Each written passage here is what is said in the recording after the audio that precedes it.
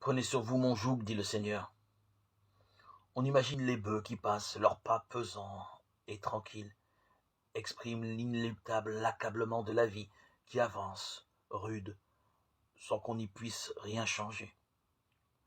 Des jougs, des bœufs, des charrues, des labours. Je crains que notre société urbaine n'ait quelque peu perdu le sens de cette imagerie bovine et agricole. Jésus, lui, s'y connaissait sans doute en matière de bœufs, jusqu'à ces jougs fabriqués pour eux sur l'établi de Saint-Joseph. Pourtant, même les écoliers citadins du XXIe siècle apprennent la conjugaison. Conjuguer, c'est mettre sous le même joug un verbe et un temps. Peut-être faut-il commencer par conjuguer notre vie, c'est-à-dire la mettre en harmonie avec notre temps.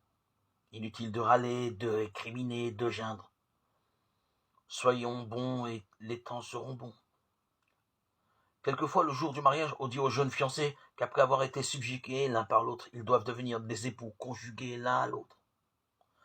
Prendre le joug du Christ, ce n'est pas accomplir la besogne du Christ comme si Jésus était le bouvier.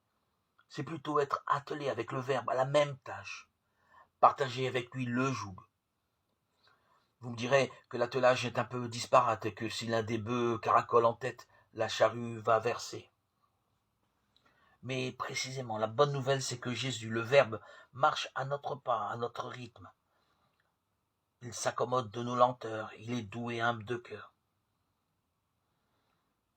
Il se conjugue parfaitement à nous. À nous d'apprendre cette conjugaison.